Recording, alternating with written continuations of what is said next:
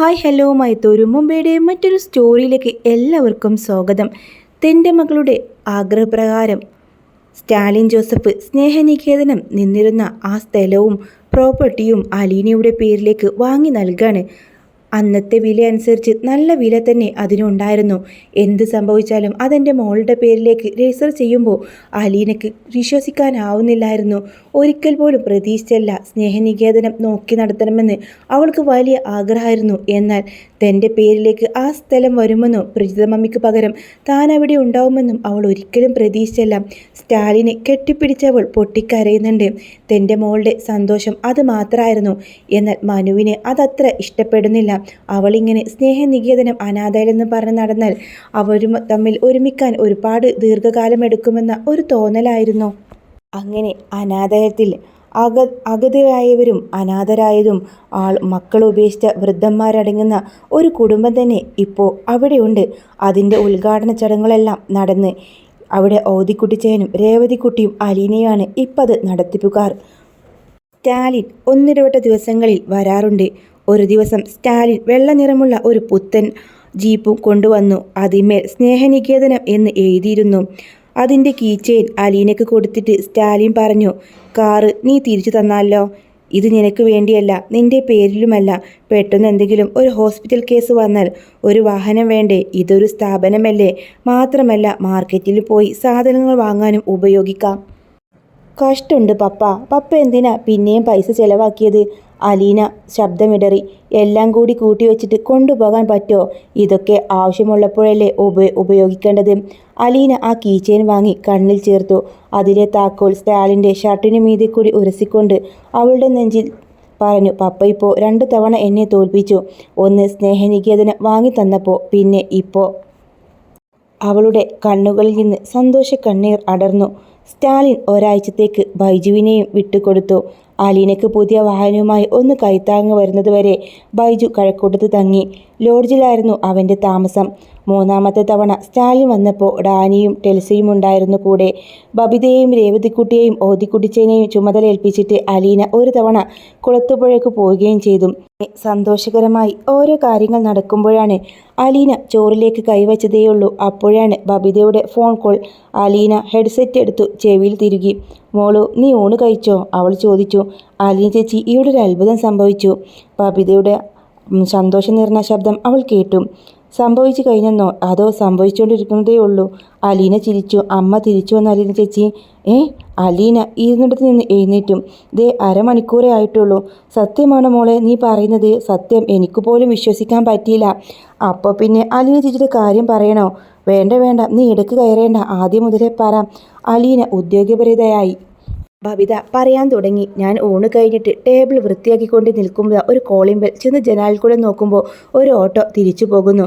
സിറ്റൗട്ടിൽ അമ്മ ടീപ്പോയിൽ നിന്നൊരു news paper എടുത്ത് മറിച്ച് നോക്കുന്നു. ഞാനാണെങ്കിൽ ഇലക്ട്രിക് ഷോക്ക് അടിച്ച പോലെ നിന്നുപോയി. എനിക്ക് കരയണോ ചിരിക്കണോ എന്നറിഞ്ഞുകൂടാ. ഞാൻ വാതിൽ തുറന്നപ്പോൾ അമ്മ ചോദിച്ചു, വാടക വീട്ടിൽ നിന്ന് ഇങ്ങോട്ട് താമസം മാറിയത് എന്നാണെന്ന്. ഞാൻ പറഞ്ഞു കുറേ നാളായെന്ന്. എന്നിട്ട് നീ എന്താ നിർത്തുന്നേ? എനിക്ക് ശ്വാസം എടുക്കേണ്ടയോ? എന്നിട്ടെന്താ? ഒന്നുമില്ല. ആരെ പറ്റി ഒരക്ഷരം പോലും ചോദിച്ചില്ല. വിശക്കുന്നുണ്ടെന്ന് പറഞ്ഞു. ഞാൻ ചോറ് വിളമ്പിക്കൊടുത്തു. അമ്മയങ്ങ് തണുത്തു പോയതുപോലെ തോന്നി. എന്നാലും ചോറും കറിയുമൊക്കെ നന്നായിരിക്കുന്നെന്ന് പറഞ്ഞ് അമ്മയങ്ങ് മാറിപ്പോയി ചേച്ചി. സ്വരം പോലും മാറിപ്പോയി. അമ്മ പണ്ടത്തേക്കാൾ ചെറുതായി. ഓക്കെ, നിനക്ക് തോന്നിയതായിരിക്കും. അമ്മ വേറെ ഒന്നും സംസാരിച്ചില്ലേ മോളോ? ഊണ് കഴിച്ചിട്ട് എൻ്റെ അടുത്ത് വന്നു. നീ വീട് നന്നായി നോക്കുന്നുണ്ടല്ലോ എന്ന് പറഞ്ഞു. എന്നിട്ട് എൻ്റെ തോളത്ത് പിടിച്ച് മുഖത്തോട്ട് നോക്കി. കുറച്ച് സമയം നിന്നു. അമ്മയോട് ദേഷ്യമുണ്ടോ എന്ന് ചോദിച്ചു. എനിക്ക് കരച്ചിൽ വന്നു. ഞാൻ പറഞ്ഞു ഇല്ലെന്ന്. ഞാനൊന്ന് കിടക്കട്ടെന്ന് പറഞ്ഞ് അമ്മ പോയി കിടന്നു. അലീന ഫോണും കയ്യിൽ പിടിച്ച് അതിലേക്ക് നോക്കിക്കൊണ്ട് മിണ്ടാതിരുന്നു.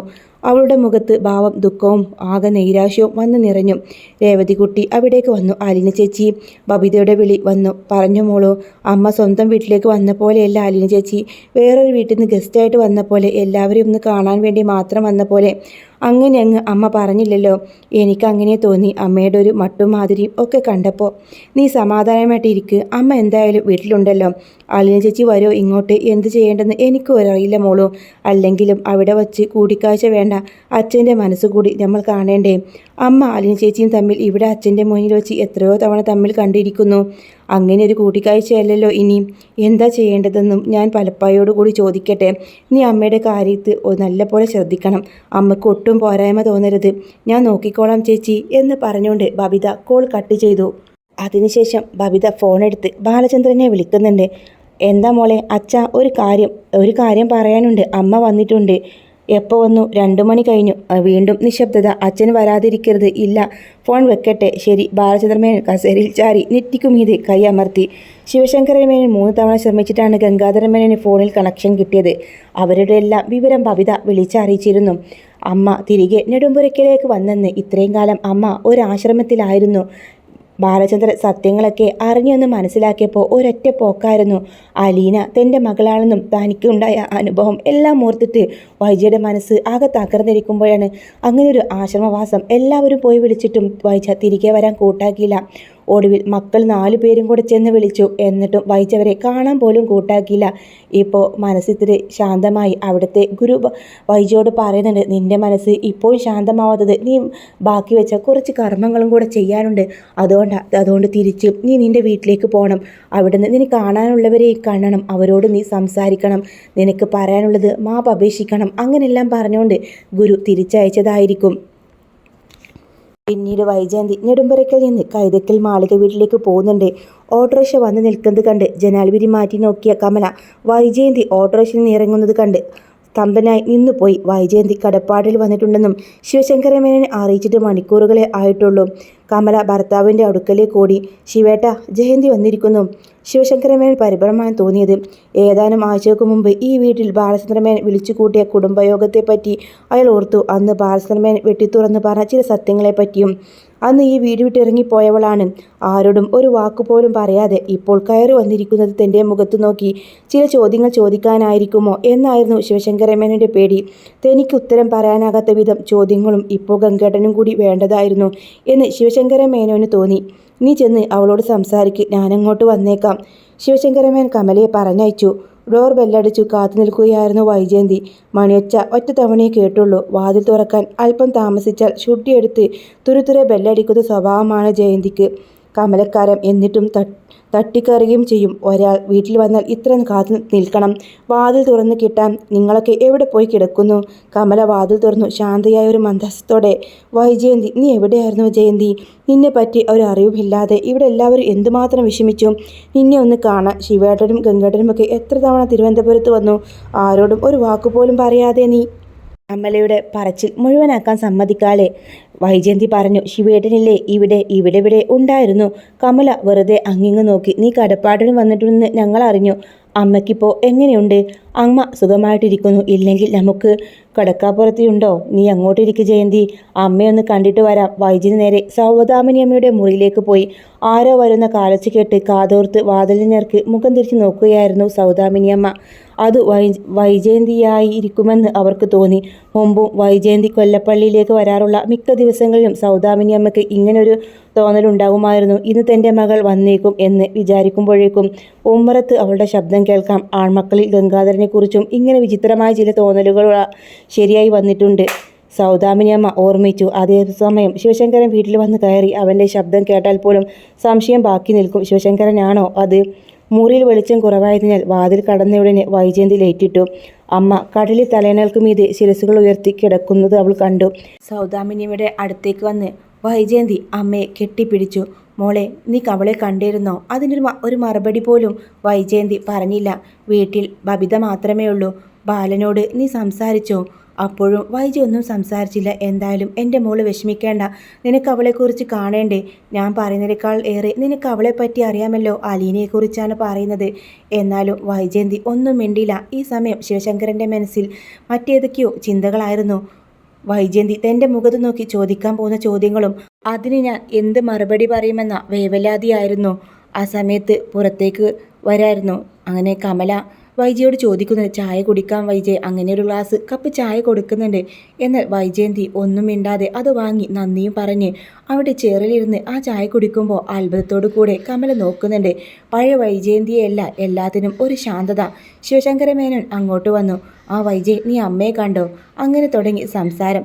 അങ്ങനെ എല്ലാവരെയും കാണാനായിട്ട് വന്നതാണ്, ഞാൻ പോകട്ടെ എന്ന് പറഞ്ഞുകൊണ്ട് തന്നെ വൈജയന്തി പോകാൻ തിരിഞ്ഞപ്പോൾ അവളുടെ കൈത്തൊണ്ടയിൽ പിടിച്ച് ശിവശങ്കര മേനോൻ അവളുടെ മുഖത്തേക്ക് നോക്കി.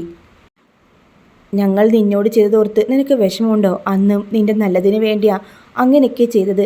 അതൊക്കെ കഴിഞ്ഞു പോയില്ലേ ശിവേട്ടാ. എൻ്റെ വിധി അതായിരിക്കും. എന്താ ചെയ്യുക? അത്രേ ഞാൻ ആഗ്രഹിച്ചിട്ടുള്ളൂ. എല്ലാവരും എന്നെ സ്നേഹിച്ചിട്ടേ ഉള്ളൂ. ഞാൻ ആരെയും സ്നേഹിച്ചില്ല. എല്ലാവരെയും ഞാൻ വേദനിപ്പിച്ചു. ഞാൻ പോകട്ടെ എന്ന് പറഞ്ഞുകൊണ്ട് വൈജയന്തി അവിടെ നിന്ന് ഇറങ്ങി. അവളെ കൊണ്ടുവിടാൻ കടപ്പാട്ടൂരിലേക്കെന്ന് ശിവശങ്കരൻ പറഞ്ഞിട്ടും വേണ്ട, പാലയിലേക്ക് ഇടയ്ക്കിടയ്ക്ക് ബസ്സുണ്ടല്ലോ, ഞാൻ ബസ്സിൽ കയറി പൊയ്ക്കോളാം. അങ്ങനെ വൈജയന്തി തൻ്റെ വീട്ടിലേക്കെത്തി. അവളെയും കാത്തുകൊണ്ട് അമ്മ വന്നതറിഞ്ഞ് കൃഷ്ണമോൾ കാത്തിരിക്കുന്നുണ്ടായിരുന്നു. നീ എപ്പോൾ വന്നു എന്ന് ചോദിച്ചുകൊണ്ട് തന്നെ വൈജയന്തി സ്നേഹത്തോടെ കൃഷ്ണമോളുടെ അടുത്തേക്ക് വന്നു. വൈജയന്തി അവളെ ചേർത്ത് പിടിച്ചുകൊണ്ട് അകത്തേക്ക് നടന്നു. ആ ഏതാനും നിമിഷക്കുള്ളിൽ കൃഷ്ണജിയുടെ ഗർഭമെല്ലാം അലിഞ്ഞു പോയി. കൃഷ്ണജിക്ക് ആകെ തോന്നിയൊരു വിഷമം അമ്മ അവളുടെ പഠിപ്പിനെക്കുറിച്ചൊന്നും ചോദിച്ചില്ല എന്നത് മാത്രമായിരുന്നു. അമ്മ അധികം സംസാരിച്ചില്ല എങ്കിലും അമ്മ മുമ്പത്തേക്കാൾ വളരെയധികം സ്നേഹവതിയായി അവൾക്ക് അനുഭവപ്പെട്ടു. അമ്മ അവളെ നോക്കുമ്പോൾ കണ്ണുകളിൽ വാത്സല്യം ഓളം വെട്ടി. മുമ്പത്തെ പോലെ അരിശവും അഗ്നിതയും ഒന്നും അമ്മയുടെ മുഖത്തില്ല. അതിനെല്ലാം ഇളം ചൂടും മൃദുത്വവും. അമ്മയുടെ ഈ ഭാവമാറ്റം ബബിതയെയും സന്തോഷിപ്പിക്കുന്നുണ്ടായിരുന്നു. പക്ഷേ അമ്മ ഊർജം പ്രസരിപ്പിക്കുന്നില്ല. പാദങ്ങൾ തഴുകി പിൻവാങ്ങുന്ന തിര പോലെയായി അമ്മ.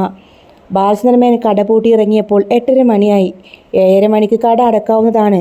സ്റ്റോക്ക് കൊടുത്ത് കണക്കുകളെല്ലാം കാലിയാക്കിയപ്പോൾ ഒരുപാടായി. മഹാറാണി ബാറിൽ മുമ്പിൽ ചെന്നപ്പോൾ ബാലചന്ദ്രമേനൻ ഇടത്തോട് തിരിച്ച് കാർ ഹോട്ടൽ പാർക്കിംഗ് ഏരിയയിലേക്ക് കയറ്റി. പക്ഷേ അതുകൊണ്ട് പാർക്കിംഗ് കിട്ടാത്തതുകൊണ്ട് തന്നെ ബാലചന്ദ്രൻ തിരികെ വീട്ടിലേക്ക് പോവാണ്. അന്നേരത്താണ് അലീനയുടെ അച്ഛൻ വീട്ടിലെത്തിയോ? ഇല്ല, ഇന്ന് കുടിക്കുന്നുണ്ടോ? പാർക്കിംഗ് കിട്ടാത്തതുകൊണ്ട് ഇന്ന് കുടിക്കാൻ പറ്റില്ല, നേരെ വീട്ടിലേക്ക്. കുടിക്കല്ലേ അച്ഛാ പ്ലീസ്, ഇന്ന് അച്ഛൻ ജീവിതത്തിലേക്ക് ഒരു പ്രധാനപ്പെട്ട ദിവസമാണെന്ന് ഓർക്കണം. ഇന്നെന്താ പ്രത്യേകത? അമ്മ തിരിച്ചു വന്നില്ലേ? എനിക്കതത്ര പ്രത്യേകമുള്ളതായിട്ട് തോന്നുന്നില്ല. പിന്നെന്തിനാ അച്ഛൻ കുടിക്കാൻ പോയത്? ഇന്നെനിക്ക് അങ്ങനെ തോന്നി. വേണ്ടച്ചാ പ്ലീസ്, ഞാൻ പിന്നെ വിളിക്കാം. ബാലചന്ദ്രൻ കോൾ കട്ട് ചെയ്തു. ഹോട്ടലിലെ പിൻഭാഗത്തെ റോഡിലൂടെ കാർ ഇറക്കിയപ്പോഴേക്കും ഫോണിൽ മെസ്സേജ് വന്നു. അലീന അയച്ചതാണ്. അത് എന്തായിരിക്കുമെന്ന് നോക്കാതെ തന്നെ അയാൾക്ക് അറിയാമായിരുന്നു. ബാലചന്ദ്രൻ ഡ്രൈവ് ചെയ്ത് വീട്ടിലെത്തി. കൃഷ്ണജയാണ് വാതിൽ തുറന്നത്. അവൾ അച്ഛനെ സൂക്ഷിച്ചു നോക്കി. അയാൾ കണ്ണുകൊണ്ട് എന്തെന്ന് ആംഗ്യഭാഷ ചോദിച്ചു. അവൾ അതേ മട്ടിൽ കണ്ണടച്ച് ഒന്നുമില്ലെന്ന് ഉത്തരം നൽകി. ബാലചന്ദ്രൻ ഇടംവലം നോക്കാതെ നേരെ ബെഡ്റൂമിലേക്ക് പോയി വേഷം മാറി വാട്ടർ ഹീറ്റർ ഓൺ ചെയ്ത് ഇളം ചൂടുവെള്ളത്തിൽ കുളിച്ചു. ബബിത ആഹാരം എടുത്തു വെച്ചിട്ട് വന്ന് വിളിച്ചു. മനസ്സിനെ ബലപ്പെടുത്താൻ ശ്രമിച്ചുകൊണ്ട് ബാലചന്ദ്രൻ ഊണുമേശയിലെത്തി. ഡൈനിങ് ടേബിളിൽ 3 പേർ മാത്രമേ കഴിക്കാനിരുന്നുള്ളൂ. എന്നാൽ ബാലചന്ദ്രമേനോന് മനസ്സിലായി ഇവിടെ എവിടെയോ വൈജയുടെ സാന്നിധ്യമുണ്ടെന്ന്. പരസ്പരം മിണ്ടുന്നില്ല. വൈജയന്തി കിച്ചണിൽ നിന്ന് ഭക്ഷണം കഴിക്കുന്നുണ്ടായിരുന്നു. ഏറെക്കുറെ നിർബന്ധിച്ചിട്ടും ഹാളിൽ വന്ന് ഭക്ഷണം കഴിക്കാൻ അവൾ കൂട്ടാക്കിയില്ല. അന്ന് രാത്രി വൈജയന്തി തൻ്റെ മക്കളെ 2 സൈഡിലായി കിടത്തി. ബബിതയോട് പ്രത്യേകിച്ചൊന്നും അവൾ ചോദിച്ചില്ല. അമ്മയോട് ദേഷ്യമുണ്ടോ എന്ന് കൃഷ്ണമ്മയോട് ചോദിക്കുമ്പോൾ ദേഷ്യമൊന്നും ഇല്ല എന്ന് അവൾ പറഞ്ഞ് അമ്മയെ ഇറുകെ കെട്ടിപ്പിടിച്ചു. അവൾ ആഗ്രഹിച്ച അമ്മയായി മാറിയിരുന്നു വൈജയന്തി. ബബിത തനിക്ക് നൽകിയ സ്നേഹം എത്രയാണെന്ന് വൈജയ്ക്കറിയാം. താൻ തളർന്നിരിക്കുമ്പോഴും അവൾക്ക് ഉള്ളിൽ ഒരിക്കൽ പോലും തന്നോട് ദേഷ്യമില്ലെന്ന കാര്യം വൈജ മനസ്സിലാക്കിയിരുന്നു. 2 പേരും ഉറങ്ങിയെന്ന് മനസ്സിലാക്കിയ വൈജ രാത്രി ആരും അറിയാതെ പതിയെ അവിടെ നിന്ന് എണീറ്റു. ബാലചന്ദ്രൻ്റെ മനസ്സിൽ വല്ലാതൊരു പിടിവലിയായിരുന്നു. തൻ്റെ റൂമിൻ്റെ കതക് കുറ്റിയിടണോ വേണ്ടയോ എന്ന്. കുറ്റിയിടുന്ന ശീലം കുറേ കാലമായിട്ട് ഒഴിവാക്കിയതാണ്. തനിക്ക് എന്തെങ്കിലും രാത്രി അസുഖമോ വന്നു കഴിഞ്ഞാൽ എന്ത് ചെയ്യും എന്നൊരു ഭയമായിരുന്നു. ബബിത ഇടയ്ക്ക് വന്ന് നോക്കുന്നൊക്കെ ഉള്ള കാര്യങ്ങളൊക്കെ ബാലചന്ദ്രൻ അറിയാം. എന്തായാലും താൻ ഭീരുവിനെ പോലെ വാതിൽ കുറ്റിയിടണ്ട എന്ന് തന്നെ തീരുമാനിച്ച് കിടന്നു. അങ്ങനെ എപ്പോഴോ ഉറങ്ങിപ്പോയി. പെട്ടെന്ന് കാലിൽ എന്തോ ചൂട് കണ്ണുനീർ ഒഴുകുന്ന പോലെ ഒരു ഫീല് തോന്നിയ ബാലചന്ദ്രൻ പെട്ടെന്ന് ഉണരുന്നുണ്ട്. വൈജയന്തി മാപ്പ് പറഞ്ഞുകൊണ്ട് കരയായിരുന്നു. വൈജയന്തി ഒരുപാട് സമയം ആ കാലിൽ വീണ് കരഞ്ഞുകൊണ്ടിരിക്കുകയാണ്. ബാലചന്ദ്രനെ അവൾ ആശ്വസിപ്പിക്കാനോ ഒന്നും മിണ്ടാനോ കാല് ചലിപ്പിക്കാനോ പോലും പോയില്ല. കുറേ കഴിഞ്ഞതിന് ശേഷം വൈജയന്തി അവിടെ നിന്ന് എണീറ്റ് പോകുന്നുണ്ട്. ബാലചന്ദ്രൻ്റെ മനസ്സിൽ ഇപ്പോൾ പകയില്ല, വിദ്വേഷമില്ല, ഒന്നുമില്ലായിരുന്നു. പിറ്റേ ദിവസം സ്നേഹനികേതനത്തിലേക്ക് പോകുന്ന കാര്യം ബാലചന്ദ്രനോട് സൂചിപ്പിച്ചു. സ്നേഹനികേതനത്തിലേക്ക് പോയ വൈജയന്തി തൻ്റെ മകളെ ആദ്യമായി കാണുന്ന പോലെ അലീനെ കെട്ടിപ്പിടിച്ച് പൊട്ടിക്കരയുന്നുണ്ട്. രണ്ടുപേരും ഒന്നും സംസാരിച്ചില്ലെങ്കിൽ പോലും അവരുടെ മനസ്സിൽ അറിയാം ആ മൗനത്തിന് പോലും വല്ലാത്ത വേദനയുണ്ടായിരുന്നു. ഒരു കുഞ്ഞെന്നവോണം അലീന മാറിൽ വീണ് പൊട്ടിക്കരഞ്ഞു. സ്നേഹനികേതത്തിലെ സ്ഥിരതാമസക്കാരിയായിരുന്നു വൈജയന്തി. പിന്നീട് തൻ്റെ മകളുടെ കൂടെ നിന്ന് ആ അനാഥർക്ക് ഒരു കൂട്ടാവുക എന്നതായിരുന്നു വൈജയുടെ ലക്ഷ്യം. തൻ്റെ വീടും തൻ്റെ മക്കളെയും ഭർത്താവിനെയും എല്ലാം അവൾ ഉപേക്ഷിച്ചു പോവുകയല്ല, പകരം അവർക്കെല്ലാം ഒരു സംരക്ഷണം നൽകിക്കൊണ്ട് തന്നെ സ്നേഹനികേതത്തിലേക്ക് പോവാൻ തന്നെ തീരുമാനിക്കാണ്. ബബിതയ്ക്ക് തൻ്റെ കാറ് കൊടുക്കുന്നുണ്ട്. അപ്പോൾ ബബിതയ്ക്ക് വല്ലാതെ അതിശയമാവാണ്. രോഹിതടന് പോലും സ്വന്തമായിട്ട് കാറില്ല, ഇവ ബബിതയ്ക്ക് കൊടുക്കാണോ എന്ന് കൃഷ്ണമോൾ ചോദിക്കുമ്പോൾ അതെ, അവൾക്ക് ഡ്രൈവിംഗ് അറിയാലോ, അവൾ എടുത്തോട്ടെ എന്ന് പറയുന്നുണ്ട്. അങ്ങനെ വൈജയന്തി ആകെപ്പാടെ അടിമുടി മാറിയിരുന്നു. ആ സമയത്താണ് വൈജയ്ക്ക് അലീനയോട് മനുവിലുള്ള ആ ഇഷ്ടവും സ്നേഹവും മനസ്സിലാവുന്നത്. തൻ്റെ മകൾ തന്നെ പോലെ ഇങ്ങനെ വിരഹത്തിൽ ജീവിക്കാൻ പാടില്ല, അവൾ സ്നേഹിച്ച പുരുഷനെ തന്നെ അവൾക്ക് കിട്ടണം. അതിനുവേണ്ടി ശിവശങ്കരമേനോട് അവരുടെ വിവാഹ കാര്യത്തെക്കുറിച്ച് സംസാരിച്ചപ്പോൾ കമല അതിനൊരിക്കലും സമ്മതിക്കില്ലെന്നും അവൾ അതിന് എതിർപ്പാണെന്നും പറഞ്ഞതോടുകൂടെ വൈജയന്തി പിന്നീട് ഒന്നും മിണ്ടുന്നില്ല. എന്നാൽ സ്റ്റാലിൻ ജോസഫിനും അതൊട്ടും ഇഷ്ടമല്ലെന്ന് വൈജയന്തി മനസ്സിലാക്കുന്നുണ്ടായിരുന്നു. അങ്ങനെയിരിക്കെ സ്റ്റാലിൻ ജോസഫിനോട് വൈജയന്തി മനുവിൻ്റെയും അലീനയുടെയും കാര്യത്തെക്കുറിച്ച് പറഞ്ഞപ്പോൾ ഒടുവിൽ അദ്ദേഹവും സമ്മതിക്കുന്നുണ്ട്. അങ്ങനെ സ്നേഹനികേതത്തിൽ വൈജയന്തിയും അലീനയും ഓരോ തിരക്കിട്ട ജോലിയിലായിരുന്നു. ആ സമയത്താണ് മനുശങ്കറിൻ്റെ ഒരു കോള് വന്നത്. ബാലചന്ദ്രമേനോൻ എന്ന പെട്ടെന്ന് കസേരയിൽ നിന്ന് കൊഴിഞ്ഞു വീണ് ഹോസ്പിറ്റലിൽ എത്തിച്ചെങ്കിലും വല്ലാത്ത ഒരു അവസ്ഥയിലാണ്, പെട്ടെന്ന് വരണമെന്ന് പറഞ്ഞ്. അപ്പോഴേക്കും അലീനക്ക് വല്ലാതെ അപകടം മണത്തിരുന്നു. അങ്ങനെ വീട്ടിലേക്ക് എത്തിയവർ അവൾ ആൾക്കൂട്ടം കാണുമ്പോൾ തന്നെ അവൾ ആകെ ഭയന്നു പോയി. രോഹിത് ഓടി വന്ന് അലീന ചേച്ചി അച്ഛൻ പോയി എന്ന് പറഞ്ഞ് പൊട്ടിക്കരയുന്നുണ്ടായിരുന്നു. വൈജയ്ക്കും അത് വല്ലാതെ സ്തബ്ധയായി. ഒരിക്കലും പ്രതീക്ഷിച്ചല്ല ബാലചന്ദ്രന്മാർ പെട്ടെന്ന് ഇങ്ങനെ മരണം സംഭവിക്കുമെന്ന് വൈജയന്തിക്ക് ഉൾക്കൊള്ളാനും പോലും ആയിരുന്നില്ല. ആ മനുഷ്യനോട് താൻ ആ മനുഷ്യനെ ഞാൻ സ്നേഹിച്ചിട്ടില്ല, ഞാൻ കൊന്നതാണ് ബാലചന്ദ്രനെ. ഒരിറ്റ് സ്നേഹം കൊടുക്കാതെ. ബാലചന്ദ്രനും അറിയായിരുന്നു താൻ സ്നേഹിച്ച ആ 22 വർഷം കാലം സ്നേഹിച്ച ആ സ്ത്രീ തന്നെ ഒരിക്കൽ പോലും സ്നേഹിച്ചിട്ടില്ലെന്ന്. അതിൽ വെന്ത് നേറി ഉരുകിയാണ് ബാലചന്ദ്രൻ ഹൃദയാഘാതം വന്ന് മരണപ്പെടുന്നത്. അങ്ങനെ ആ ചടങ്ങുകളെല്ലാം കഴിയോളം അലീനയും എല്ലാവരും അവിടെ തന്നെ തങ്ങുകയാണ്. ബാലചന്ദ്രൻ്റെ എല്ലാ കർമ്മങ്ങളും ചടങ്ങുകളും കഴിയുന്നുണ്ട്. ബാലചന്ദ്രനെ കാണാനായിട്ട് സ്റ്റാലിൻ ജോസഫ് വരുന്ന വിതുമ്പലോടെ ഒരു റീത്തുമായിട്ട് വന്ന് ആ ഒരു ബോഡിക്ക് മുകളിൽ വെക്കുന്നുണ്ട്. ബാലചന്ദ്രനോട് ആദ്യമൊക്കെ ദേഷ്യവും വെറുപ്പും തോന്നിയിരുന്നു സ്റ്റാലിൻ ജോസഫ്, തനിക്ക് കിട്ടാത്തത് അയാളെല്ലാം കൈയടക്കിയെന്ന്. എന്നാൽ വൈജയന്തി ഒരിക്കൽ പോലും സ്നേഹിച്ചിട്ടില്ലെന്ന് മനസ്സിലാക്കിയ സ്റ്റാലിൻ്റെ ഉള്ളിൽ ഒരു ഇഷ്ടമായിരുന്നു. പക്ഷേ ആ ഒരു സമൃദ്ധിയായിരുന്നു ഇപ്പോൾ ഏറ്റവും കൂടുതൽ തോറ്റ ഒരു മനുഷ്യനും തോന്നി. വല്ലാതെ സഹതാപം തോന്നി. സ്നേഹം അനുഭവിക്കാതെ, സ്നേഹം കിട്ടാതെ മരിച്ചുപോയ ബാലചന്ദ്രനെ ഓർത്ത് സ്റ്റാലിൻ ജോസഫിന് വല്ലാതെ വേദനയുണ്ടായിരുന്നു. എന്നാൽ അലീനയ്ക്ക് തൻ്റെ അച്ഛന് തനിക്ക് ആദ്യം അച്ഛ എന്ന് വിളിക്കാൻ അവകാശം തന്നയാൾ തന്നെ മകളായി സ്വീകരിച്ച ആ മനുഷ്യനോട് തീരാത്ത കടപ്പാട്ടായിരുന്നു. എത്രയ്ക്കായാലും ബാലചന്ദ്രനുള്ള ആ ഒരു സ്നേഹത്തിന് മീതെ മറ്റൊന്നിനും അവൾ വിലമതിക്കുന്നില്ലായിരുന്നു. അങ്ങനെ ബാലചന്ദ്രനും ഈ ലോകത്തിൽ നിന്ന് വിട പറയാണ്. സ്റ്റാലിനോട് സംസാരിച്ച് അലീനയുടെയും മനുവിൻ്റെയും വിവാഹം നടത്തുന്നുണ്ട്. രോഹിത്തിൻ്റെയും രേവതികുട്ടിയുടെയും വിവാഹവും നടത്തുന്നുണ്ട്. അങ്ങനെ അവൾ പിന്നീട് അവളുടെ ആഗ്രഹം ആഗ്രയിൽ തൻ്റെ അച്ഛനും അമ്മയും ജീവിച്ച ആ സ്ഥലത്തിലേക്ക് പോകണമെന്നായിരുന്നു.